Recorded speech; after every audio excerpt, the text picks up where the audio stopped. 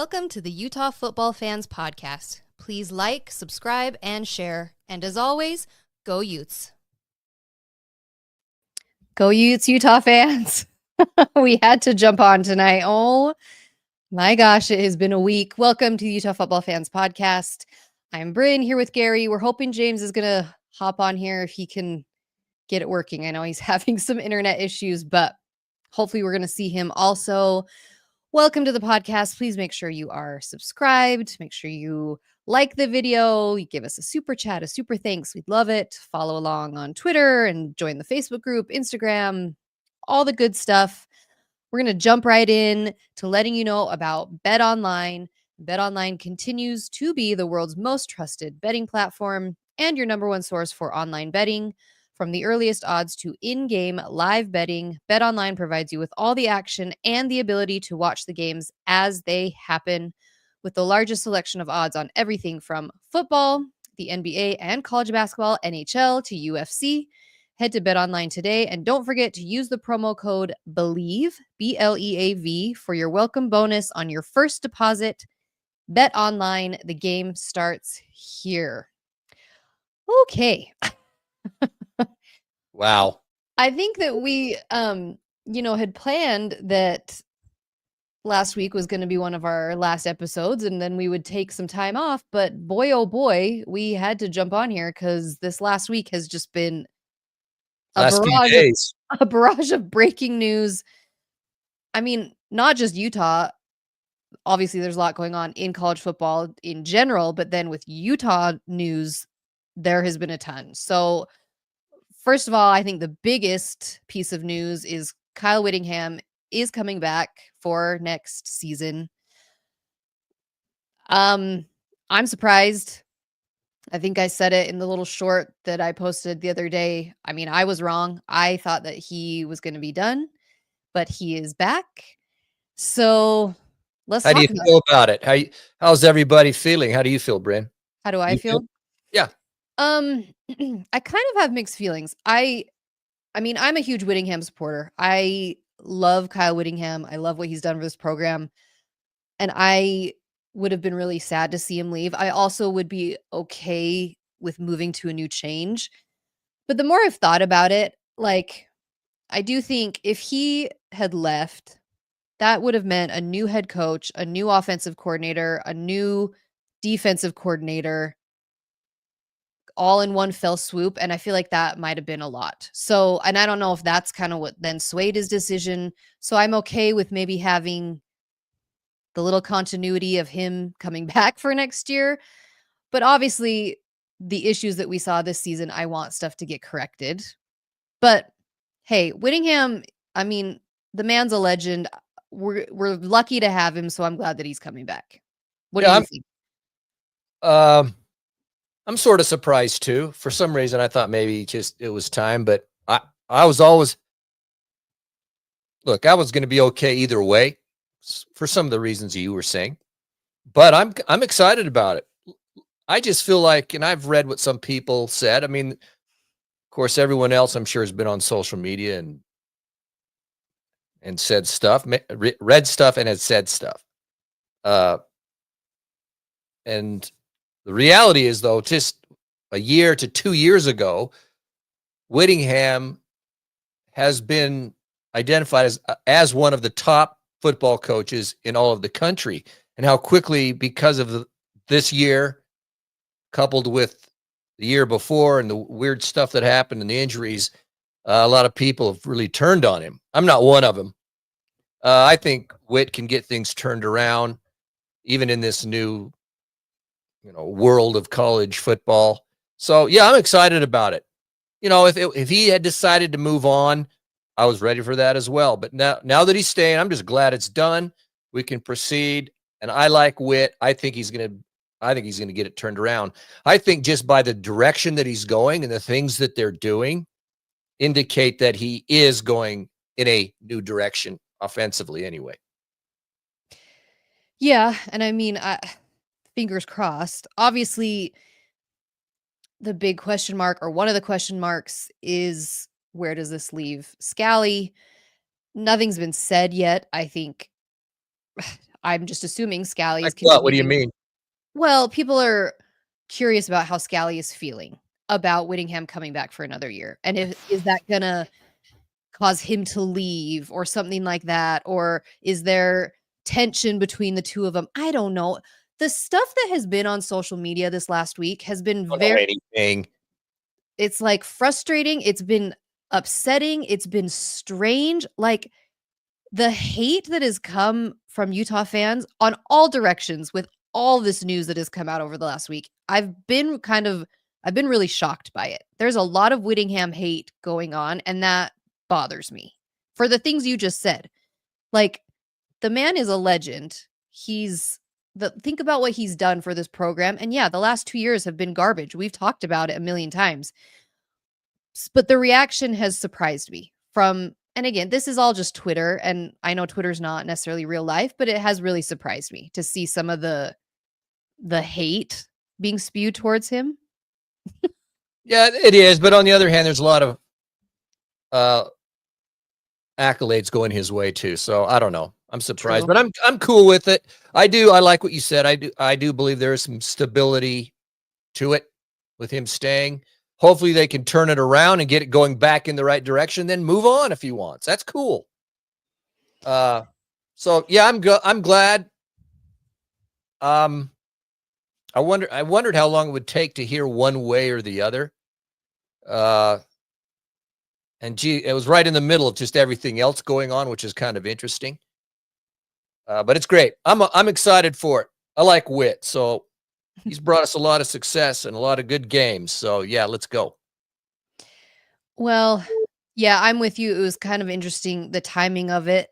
But when else is he going to do it? Like, either because we are in the middle of transfer and signing day, and knowing Whittingham, like, he never wants the attention on him at all. So he doesn't want to take the focus away from all the other stuff to put it on him. So I don't know, but you're right. It kind of just on a Sunday afternoon, it just pops up on social media. Like, Yeah, strange timing. Who knows how that works? I don't know. who knows? But so Whittingham's coming back. One of the other big pieces of news is that we do have an offensive coordinator now in Jason Beck. The offensive coordinator position, that has been another one where there's been a lot of vitriol being spewed all over social media. We don't know anything. And everyone posting on Twitter, you don't know what's going on behind these closed doors. Everyone's saying, oh my gosh, they fumbled the bag so much. And maybe they did. I don't know. But the bottom line is we've hired someone, Jason Beck. He was at New Mexico last year. Sounds like they had a decent offense. They're ranked pretty high in the Mountain West as far as offensively goes, or in the country also. I mean, I've never watched New Mexico, so I don't. I watched one game this year. You watched one game? Early on in the season. Can't even remember who they were playing, actually, but I watched one game.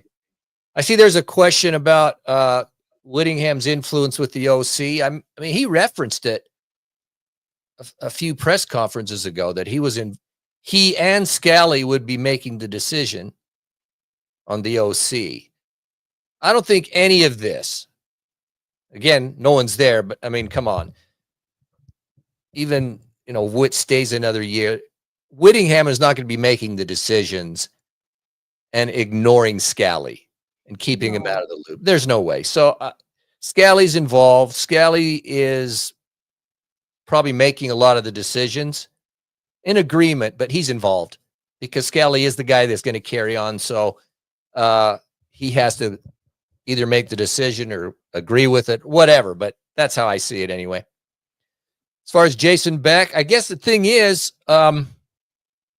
he's not really that experienced as far as an OC goes.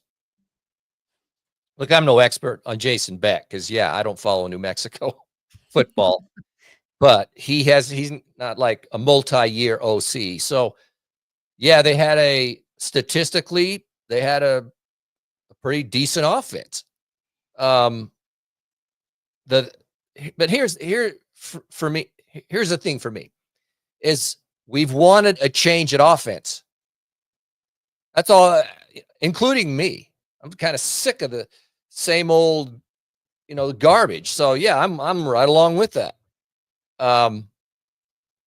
Everyone's been screaming for it. Well, we've got it because now we have a spread offense. Though we've had a spread offense in the past. For instance, when Dan Mullen was here, we were those days with Urban Meyer, we were running the spread. But so we have a spread offense, which is different. I'm excited about it, quite frankly. Hopefully we can get the personnel that fits it. Now I know, what's his QB's name? Dampier in New Mexico. Is that who it is? Or who it Yeah, that was? sounds right. I know it starts with a D.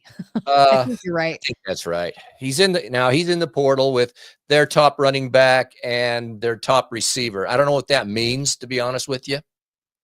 Of course, Mendenhall's now at Utah State, so maybe they're following him up there. Who knows? The Dampier actually had a decent season, rushing yards and passing yards. And this is not just a passing offense. They actually averaged, I think, more running yards per game than they did passing, but it's just because of the spread and, the matchups, all this and that, which we obviously will get into. But for me, it's a change of offense. It's more in line with what's going on with a lot of college programs, which has brought a lot of success.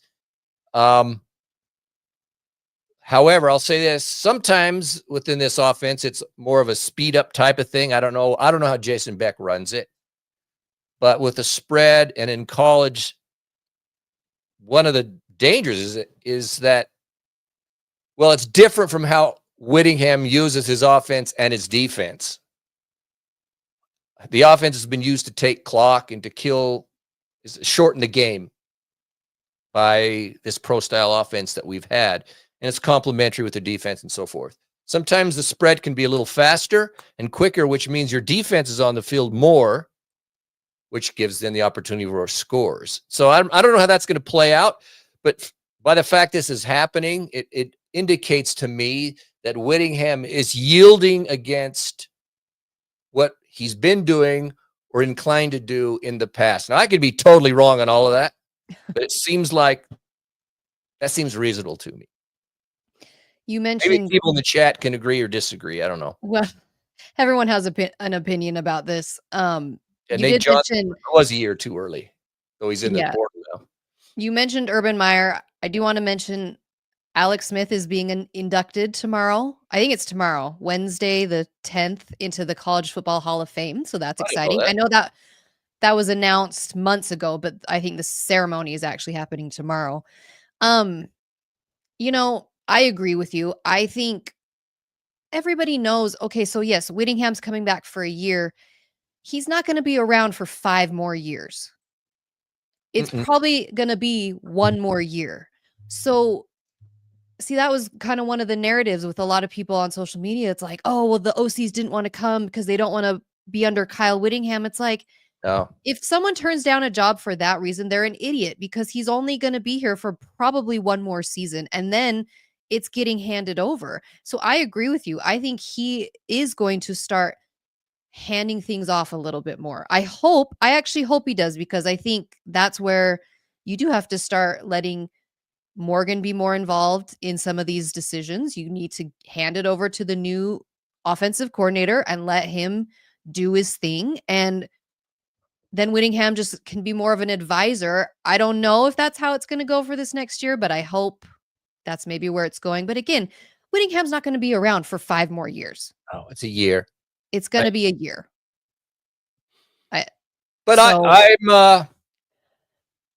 I'm positive. I mean, none of us know how it's going to play out. Got a young guy, forward thinking.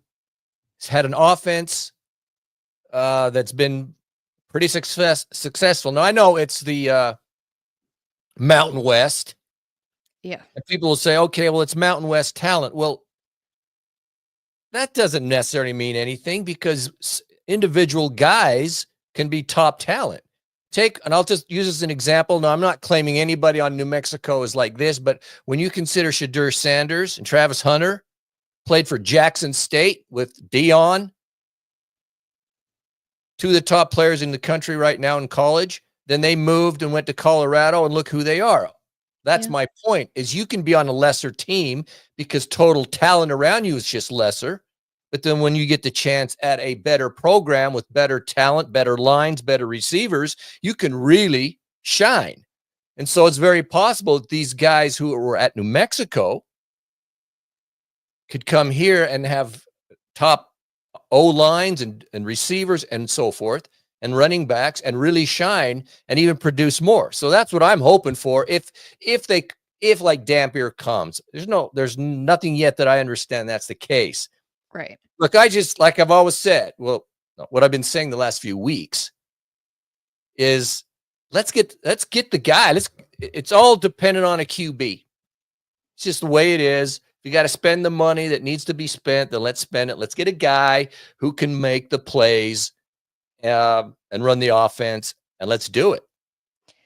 Well, and I think we posted this on our Twitter today of that everybody has been screaming all season long, we need a change. We need a change. You alluded to this already. Like everyone, we need something to change. And now that it's changing, people are screaming, but that's not how I want it to change. Wait, I don't want it to change that way. It's like, well, you can't have it both ways, people.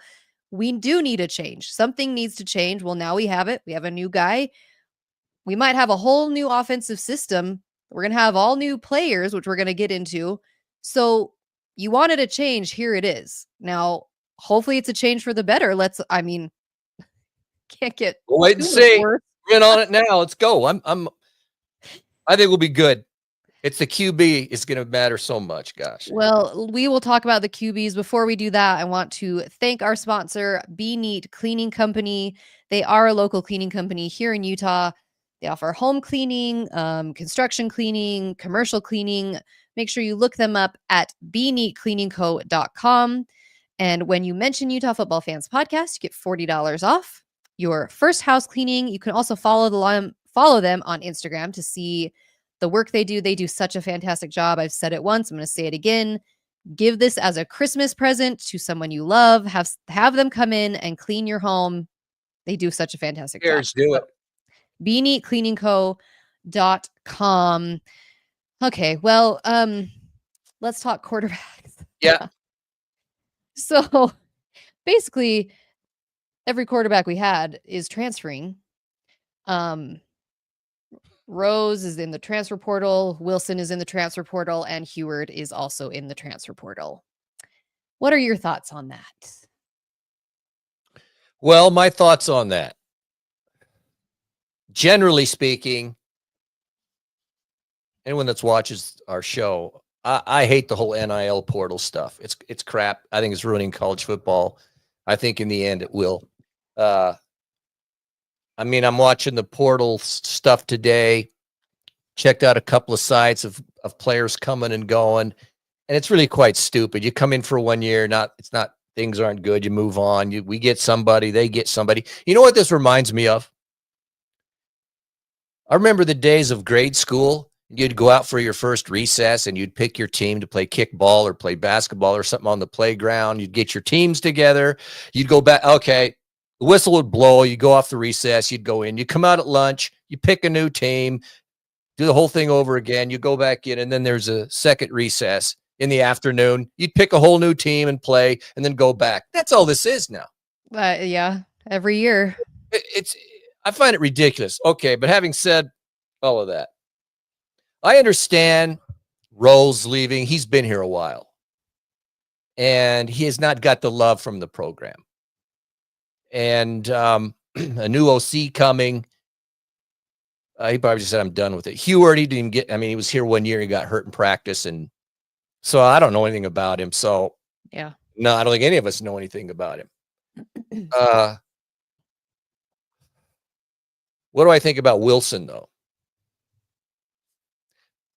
Look, I've been saying all along that our starting quarterback for next year is not, at the time, was not yet on our roster. Because, look, Wilson was not going to start next year, because if he started next year for us, we're going to be crap. That's just the way it is. We watched him play. It's merit-based. I don't care if you have an off season. It was terrible. I just never felt like we had our starting quarterback in the room anyway, so we're going to have to go out and get somebody. I didn't know. I knew some people would leave.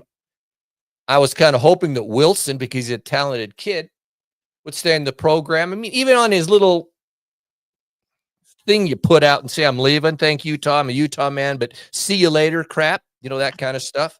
Oh, yeah. So, well, I have a red shirt in 3 years. He even said it on his little thing he put out. I'm thinking, okay, well, why don't you use your red shirt with us? Honestly, this is how I think about it. And I guess I'm the old guy sitting on the porch. But these guys want all the money, they want all the guarantees, and they want everything given to them on a silver platter. These young 18-year-old guys. How about if you think you're so good and he's as good as everybody says he is? Guys, the Twitter gurus I watch about, he's so great. Well, why don't you stay in the program and prove to everybody you're the guy? Even if you bring someone in new, just beat him out. Be the guy. That's how, with Wilson, that's what I wish he would have done. I find it weak, his excuses, about a new OC, and I don't know. I think he sees the writing on the wall that we're going for another quarterback.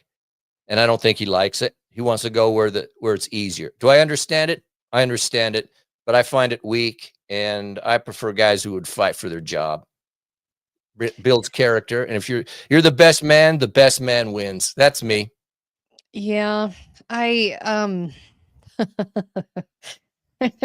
do you think, everybody? PNW, you're the old man yelling at the portal. True. I'm not denying that. It's ridiculous. Well, I was disappointed to see Rose leave. But it's so hard with Rose. Again, we got to see him play really full-on play for only a half of football this year, because the second half of the BYU game, he was injured. He'd broken his foot. So, but that spark that I saw from the first half, I would like to have seen him develop, but I also understand he has been around for a few years and we haven't used him. I mean, he's been hurt though too, so I don't know. Heward, you're right. Like, I never saw him play, so I don't know anything about it. Wilson, I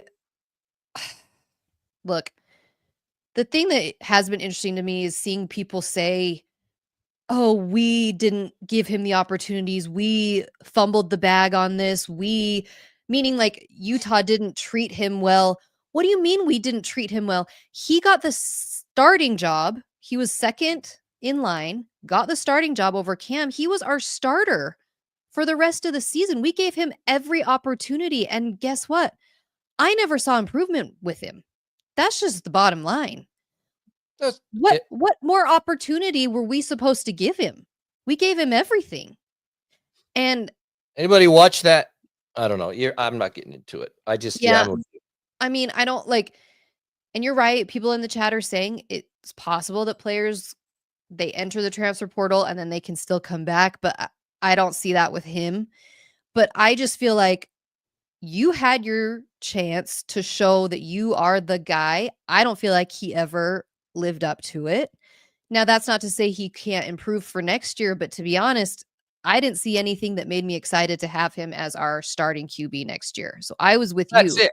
It's the starting part. I wish he stayed at Utah. I mean, I wish Rose and Wilson. I get it though. They weren't both going to stay. I'm surprised one of them, or they both left.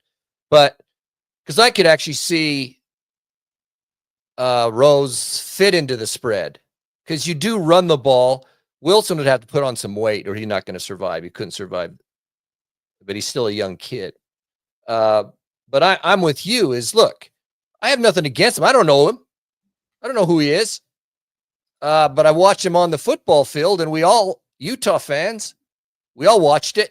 It was terrible. I know. He had plenty of opportunity to progress. And when Rose came in the game, what game was that? BYU. Yeah, the BYU game. Come on, you had to admit there was all of a sudden a difference. And then was it Ohio State or Iowa State? there was just something about it. It was a difference, just a slight difference, but it seemed better to me. I'm just saying, I wish Wilson would have stayed and fought for the job, and he maybe could have been the guy, but instead, no. I'm not going to fight for it. Got all my excuses. I'll go somewhere else. They'll pay me money. Blah blah blah. All that crap. It gets on my nerves. Well, yeah, and see that is the biggest issue that I have with the portal. And his QBR was 31 this year, Parker. That's trash, by the way. You have to mention his QBR. He had a QBR of like 11 on a couple of the games. Transfer portal, I understand when it's guys, they're sitting on the bench, they're never getting to play, so they want to go somewhere where they feel like they're going to get to play. A guy like Wilson entering the transfer portal, that's the stuff that pisses me off. And it's exactly what you're saying. Dude, you came to Utah to be the guy. So prove that you are the guy. Instead, it just feels like, well, I kind of see that I'm not going to be the guy, so I'm going to transfer and go somewhere else. Now, again, this is all just me saying it. I don't know if that's the situation, but that's what it feels like. That's what it comes off as. And I have been interested to see some former players on social media over the last week saying things like this about the transfer portal. And they are saying, like, this is insane, especially the culture at Utah. And we've talked about this before. You come to Utah, it's about the team. It's not about you. And yet now with the transfer portal and all that stuff, it's all about me, me, me. What are you going to do for me? What are you going to pay me? Oh, you're not going to start me. I'm going to transfer and go somewhere else. And I don't like it. I hate it. I actually hate it. And I think it causes division amongst the team. I think we saw some of that division probably going on this year. I don't know if that was because of Wilson. I don't know what it was, but I think it's crap to leave. I think if you were going to be the guy, prove that you were the guy instead of just leaving. Damien. Thank you, Damien. $20. Thanks. Hey, go Ducks, huh? Go Ducks. Bryn, yeah, what? Bryn's cheering for the Ducks now. I decided I would like to jump on the bandwagon of a winning team. Bandwagoner. Is that pathetic enough, everybody? I'm going Ducks. Is a bandwagoner. Well, yeah, because that's what you do. I'm going to cheer for winners. Oh, God. Here's the other thing. Look, in today's world, these 18, 19, 20-year-olds are making tons of money. Essentially, they're professionals. And so this idea, well, they're just student athletes and there's just these young kids and, oh, come on, you can't be mean. Well, those days are over. When you're a mercenary that can come and go pretty much at will, and you can make, as a starting QB in college ball, it's at least $1 million. You know what? I'm going to criticize you. I'm not going to feel bad about it. And I don't think anybody should feel bad about it because now it's big money and it's actually professional football. And if you're going to jump into that arena, we have a right to say what we think about them. That's it. The old man still screaming. The old man yelling at everyone. Getting it off the chest. Let's go.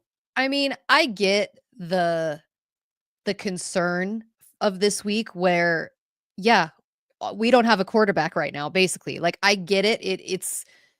It induces some anxiety. I understand seeing all three of those guys enter the portal within like a day of each other was a lot.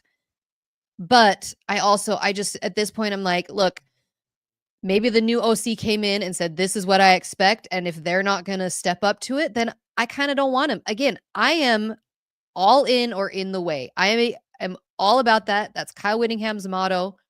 If you come to Utah, you are going to adapt to the way Utah is. We are not adapting to you.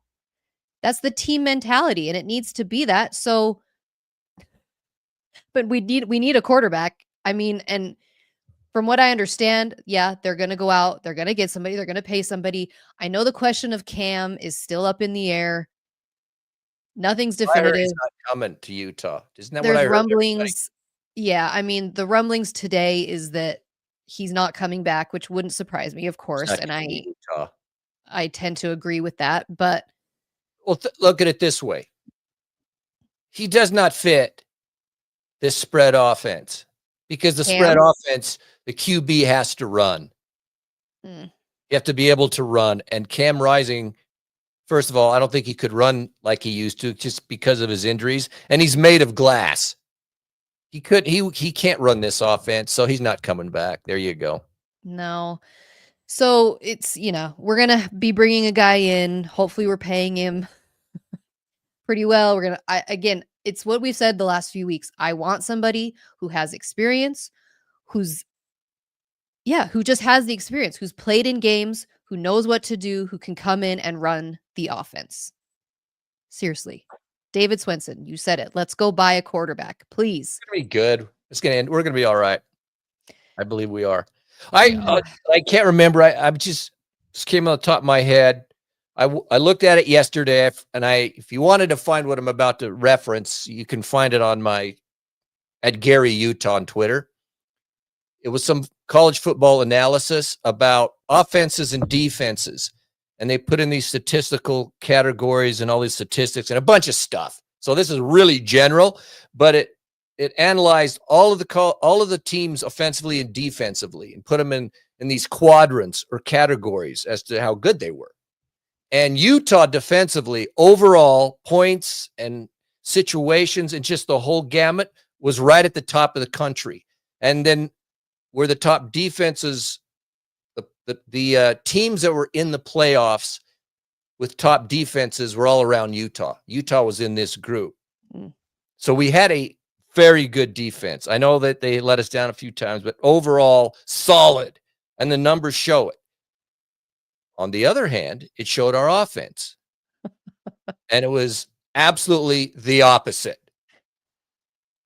Excellent defense, bottom of the barrel offensively. And so, that's just reiterating what we all know. So with this new offense, new coordinator, I think it's going to be turned around. I think we're going to be competitive and back in the running again. I really do. Just go buy the quarterback. I agree. Go buy the quarterback. Get Fafita, I would love it. Baby. Yeah, I would love to have Fafita. That he can sling it too. God. Exactly. That's what I'm talking about. I want somebody who has the experience, who has the talent that we've seen, can play. I want that. Let's do it. All right, we're going to talk about the conference championship games that were over the weekend. Before we do, I'm going to tell you about Thomas Orthodontics. Dr. Thomas is a board-certified orthodontist. They offer traditional braces, clear aligners, early orthodontic treatment for children, or adult orthodontics as well. They also specialize in jaw alignment and bite correction procedures. If you are on the south end of the valley, they have locations in Spanish Fork, Salem, and Tooele. Look them up at thomasortho.com to schedule your consultation with Dr. Thomas. We love Dr. Thomas and thank him for his support of the program. All right, well, last weekend, all the conference championship games. I didn't really watch the Boise State game that much. It was that Friday night. Did you watch that one? I watched the second half. Yeah. I mean, it was basically the second half. Boise, they got a good team. I think, it's obviously Genty's the guy, but their defense is good. It's going to be interesting, but I just watched the second half. As far as like the Big 12, ASU steamrolled Iowa State. They dominated. They look good. Look, that Scadaboo guy. He's amazing. You got to admit. Yeah. He's just he's a bull out there. Thanks, man. You're right on. Maybe I'll even say Ducks. Damien, you're going to get Gary to be a Ducks fan too. Unfortunately, I didn't get to watch the Big 12 game. I was working on Saturday, so I didn't get to see it, but I kept up on the score. I mean, it was a blowout. ASU just dominated the whole thing, which doesn't really surprise me. I mean, Iowa State even struggled the week before. And so just the trajectory of how the teams were going, it doesn't surprise me that ASU did what they did. So they deserve it. Hey, props to them. What a turnaround. That's an amazing feat. Dillingham did a great job, is doing a great job. Yeah. So then the SEC, did you watch the Georgia-Texas game? I did. Ewers, what happened to that guy? I don't know. See, that was my thing. Surprised. When I was watching it, I'm like, Ewers looked horrible. He made some big time mistakes. Not saying that it's all on him, but like he made some bad decisions. I don't know what was going on. I thought they And were going then to win. I know, First and half then anyway. Georgia having to play a backup QB in a conference championship game. He comes in, he gets them all the way down to the end, and then dude takes one of the biggest hits I've ever seen. His head got blown off. He got hit. Look, I didn't think it was targeting. He was at that point a runner. The guy hit it. He put his head down. I didn't see it as targeting, but of all the targetings we get, sort of when QBs are running, that they didn't call that surprised me, but I think that was the right call. But that dude still doesn't know where he's at. I know. Well, that was my thing is it's like whether it was targeting or not, I cannot believe they didn't call it as targeting just simply because of the way that it happened and his helmet goes flying off. He didn't know where he was. His neck turned to the side. The crazy thing is though is they interviewed him afterwards after Georgia had won. He seemed like he was coherent, but I don't know. That dude. Hey, he brought him the victory. I'll give him that. Look, Georgia's going to be a tough out. They're just good. That's how I looked at it. They easily can do it. But if Carson Beck can see, so Carson Beck comes in, he can't even move his arm. His arm's like hanging off of his body. He hands off the ball and then they win the game. So if he's injured, I don't know. And the other guy came in and throw some good balls though. Yeah. Whatever. But hey, they won. Texas. Ewers, I don't know what's going on. I'm curious. I got to admit, I'm curious. Is Manning going to get the start over Ewers? Oh, boy. Spending so much money on those two quarterbacks, Texas. I know. Millions and millions and millions of dollars on both those guys. I don't know if you pull. Well, that'll be interesting to see. Okay, and then Sarkeesian's wife. She's pretty good looking. Who? Sarkeesian's wife. Oh no, I didn't see her. Look her up. Oh, shoot. Carrie just pulled his earbuds out. We could have said all the things about you. You wouldn't have heard us. I don't know. Texas, I thought Texas would have won that game. They didn't, obviously. Georgia pulled it off, but it was a great game. Then obviously there was the Big Ten, Oregon and Penn State. What do you think? Oregon lover. Go Ducks, baby. Oregon. Gosh. God, they're just rolling everybody. I mean, that was a good game though, too. Yeah, their offense, they could just move the ball. Look, though, there's a couple of Oregon fans in this chat here, and I'm sure others will watch that game, but aren't you a little worried about about your defense? I'm surprised that Oregon gave up so many points.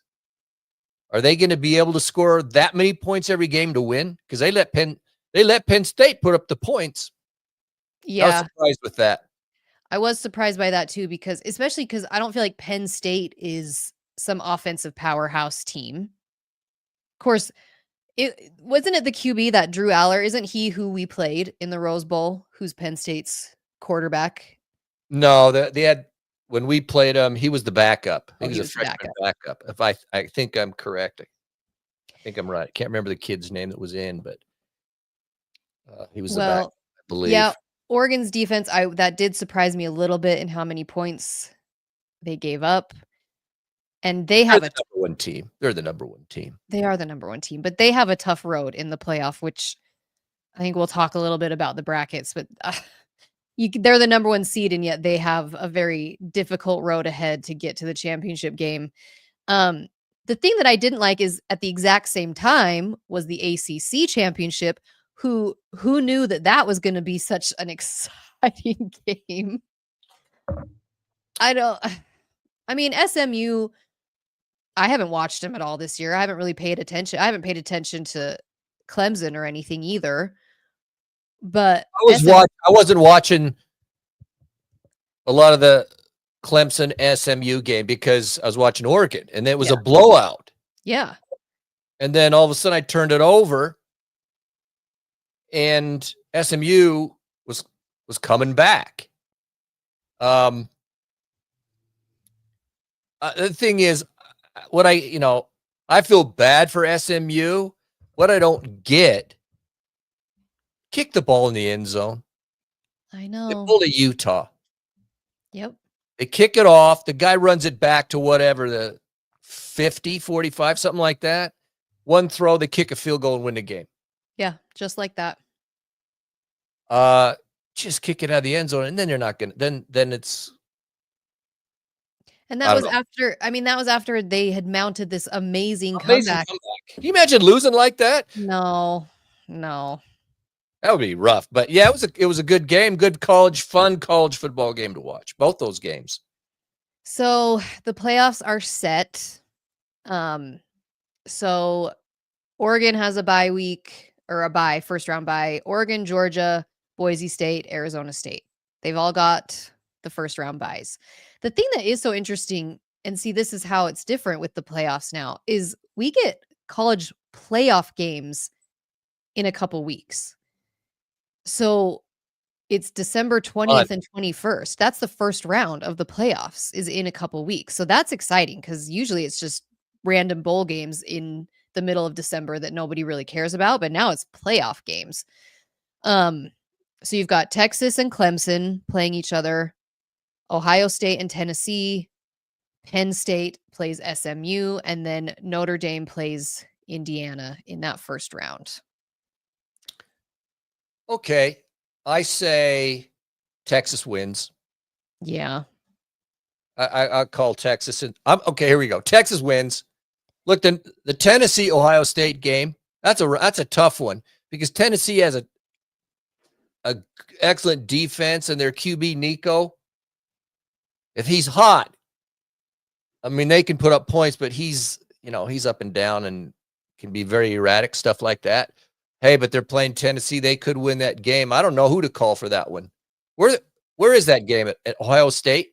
Or is it is that Ohio State, I think? Let's see where that one is.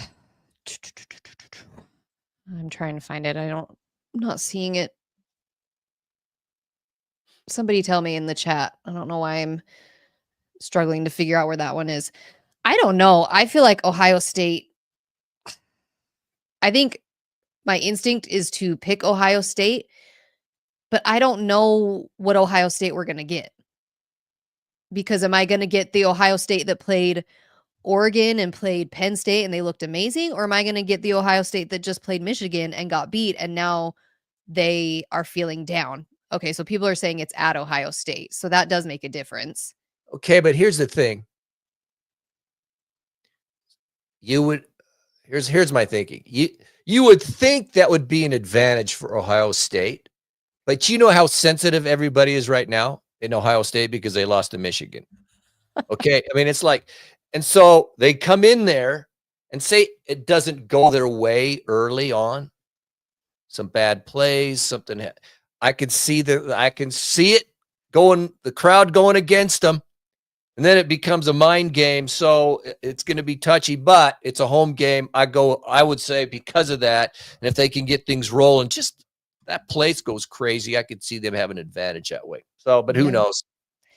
So that one's going to be interesting. And that one is on December 21st. All right. Okay. So then SMU and Penn State. I say Penn State. Penn State. Yeah. I don't know that SMU really stands a chance in that game, but we'll see. And then Indiana, Notre Dame. You know what? How's Notre Dame? The Notre Dame thing is such a joke to me. They're not in a league.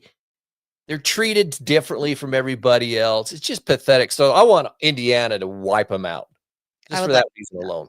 Yeah. It's like this little precious little organization that everyone has to kiss up to. Kind of sick I of it. know. That's my thing is it's like, okay, everyone's upset about the playoffs and the brackets and the SEC is pissed and all this stuff. And it's like, how come no one's talking about that Notre Dame just gets handed into the playoffs and handed into the high rankings every year? Like, they don't have a conference. They don't play. I mean, this is my thing with the playoffs in general. So I'm glad that it's now expanding to the 12. I do like that. However, we're trying to include a full national playoff here, but we don't all play by the same rules. We all are in these different conferences.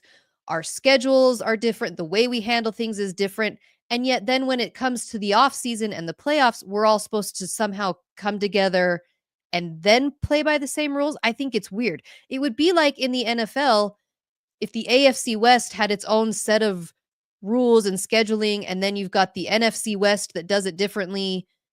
But then all of a sudden, how do you then gauge who is actually supposed to be there? Do you know what I'm saying? Like, I Yeah, I think know what you're it's I don't like how it needs to all be standardized. We've talked about this with officiating as well. I think it should be standardized across all the country. If we're going to come together and have a national playoff at the end of the year, then we should all be playing by the same rules. Our scheduling should be the same. Steve, Yeah, Steve, what yes, about I do like Notre Creighton? Dame's coach. That's the only redeeming quality about Notre Dame right now. That he's hot? Yes. But do you see what I'm saying? Like, the SEC only does 8 conference games. Everybody else does 9. Well, if we're going to then come together at the end of the year and try and crown a national champion, we should all be doing the same thing. Okay. All right, it's Gary's turn to yell into the clouds. No, I don't disagree. I just don't think. I think that's impossible. And Yeah. as Stephen Keel said, in this not too distant future, there's going to be some super leagues. I think it's going to change. But until that time, I don't think you can equalize it perfectly because let's face it, you have to be honest about it. Right now, for instance, the Mountain West is never going to be the SEC. I don't care if you play the same amount of games or you have the same referees that just go across the country and all that. It's the talent pool is just different, and that's the way it is. So if you want to make it a national thing, you win your conference, you get into the dance. Is like college basketball in a sense, and let's see if you can actually beat these big schools and make your way in and win it all. That's how I see it. I'm just, I don't know.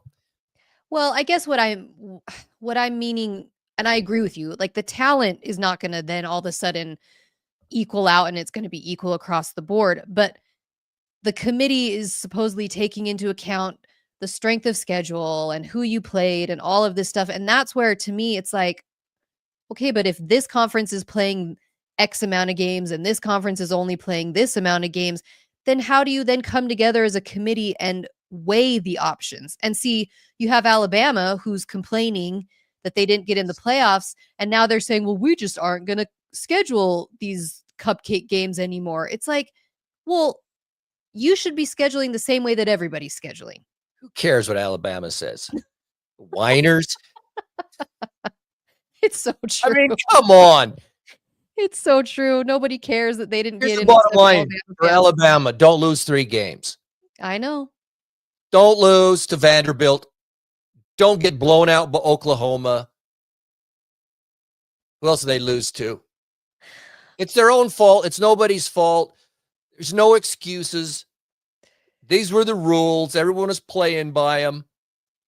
And Bama lost games they shouldn't have lost. So Yeah.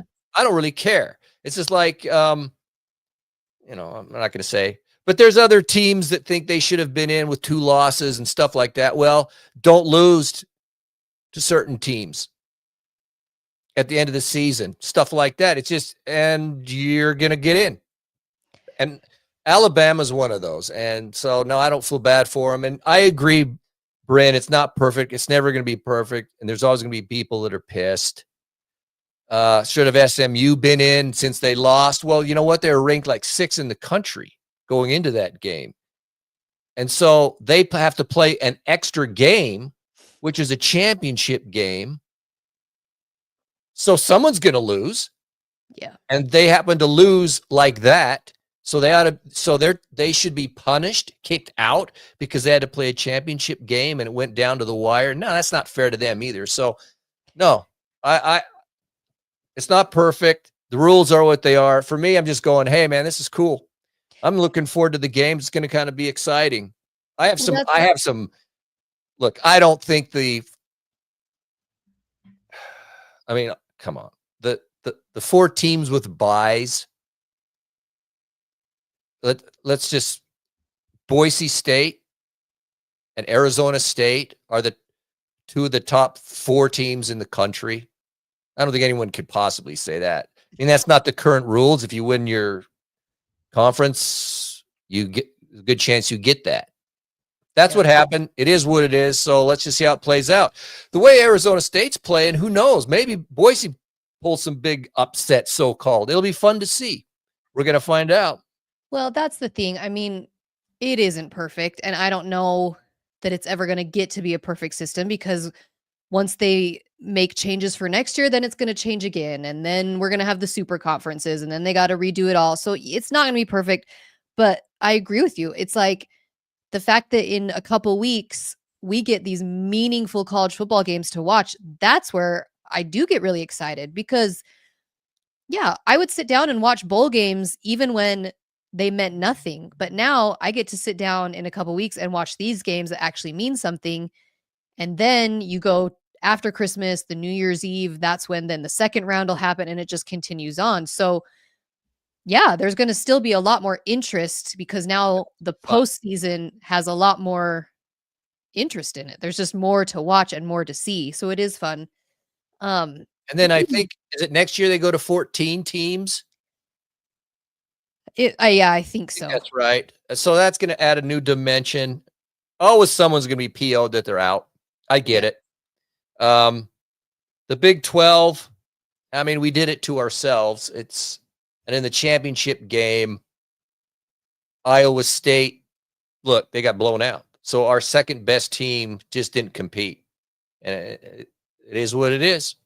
Oh, no. And it doesn't, Big 12 wasn't good enough this year to get into the playoffs. I surprised that we were this way, but it is what it is. So it is what it is. Well, if you are needing a place to watch any of these playoff games, head to Bout Time Pub and Grub. They have locations all throughout the state of Utah. You can look them up at bouttimepub.com. Again, they have more TVs than tables, so you will be able to sit and grab some awesome food and watch all of these playoff games. We do also want to thank our sponsor, Beehive Meals. They are a local Utah company that is dedicated to making it easier to feed your family. They created Beehive Meals to take the complication out of dinner. It's a meal delivery service with serving starting at just $3 to $4 per serving. Look them up at beehivemeals.com. You will not regret it. Absolutely order this. Dinner's done. You throw it in the freezer, and then that day when you want it, you just throw it in the slow cooker and dinner's taken care of. You don't even have to think about it. It is so amazing. Again, what an awesome gift to give somebody. They will thank you for it. All right. Well, let's just end the last thing. The Heisman finalists were announced today. So you've got Travis Hunter, of course, Ashton Genty, of course, Cam Ward, and then Dylan Gabriel. Gabriel was one that I hadn't thought of to be on this list. I knew he was in the running, but he just hasn't got the run like a couple of the others. I mean, it makes sense considering his team is the number 1 team right now, but I don't know. He hadn't really crossed my mind. Who do you think's gonna win?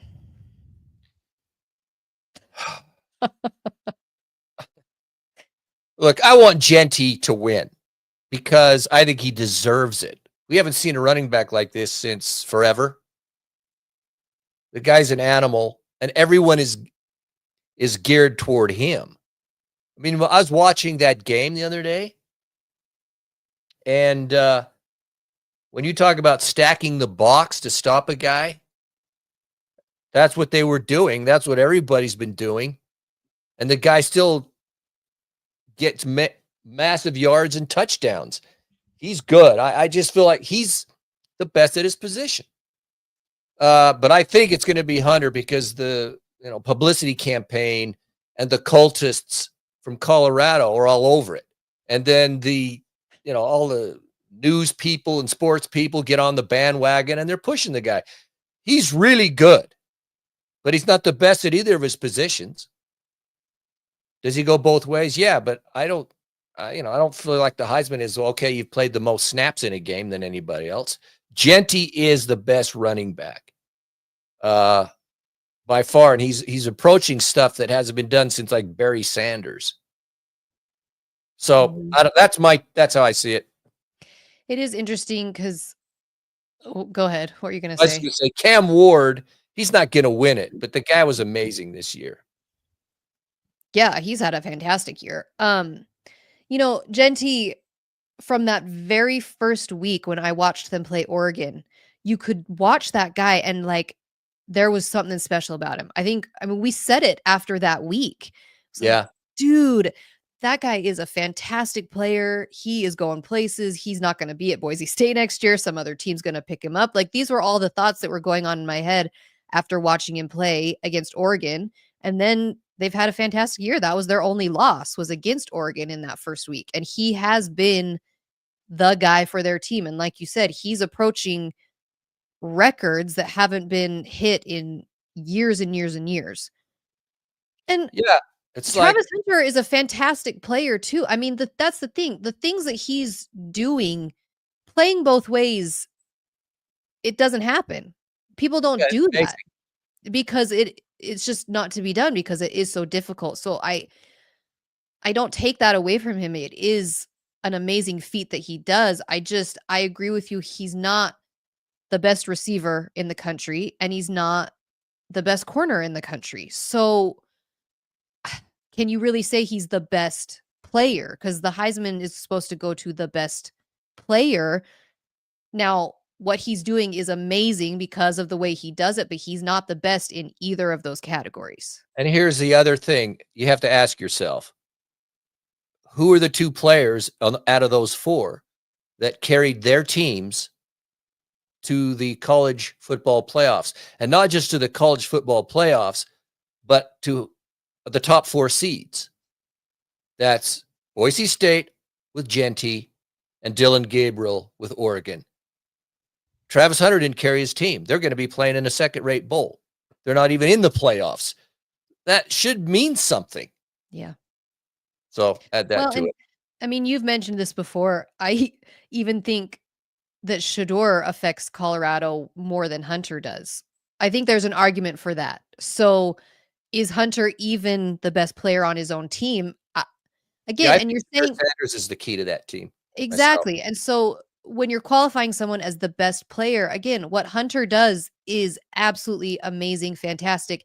There's nobody that can do that. He is the guy that can do that. Players just don't do it. However, is he the best player? But I do think Hunter's going to win because of everything that surrounds him, and he's flashy and all of that. I don't know. I think Hunter will win. I would rather it be Genty, but that's just, we'll see how it goes. That award is, I think, on the 14th, December 14th. So next week is when it'll be announced. But all right, Utah fans, we're winding down here. Thanks for being in the chat with us tonight. Again, so much breaking news. Make sure that you are subscribed and that you hit the notification button in case more breaking news happens and we got to jump on here and do another episode. I mean, we'll be back. We're just taking a week or two off.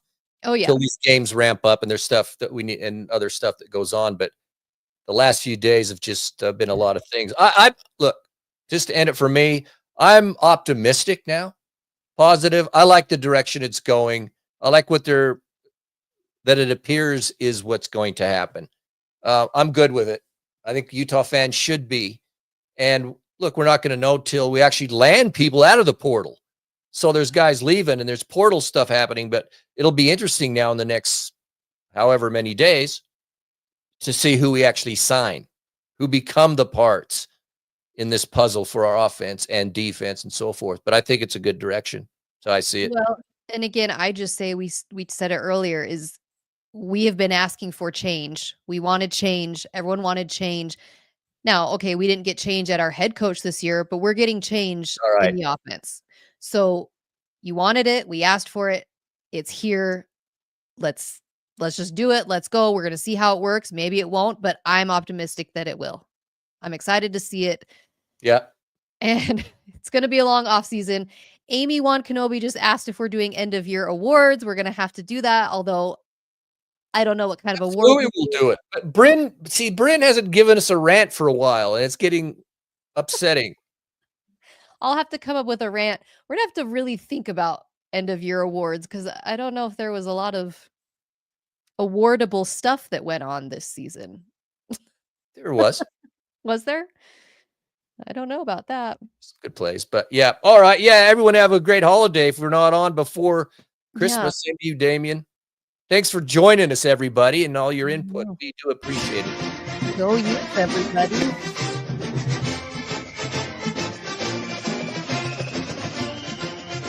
We'll listen to the Christmas Shoes song. You can see why it's the worst Christmas song there is.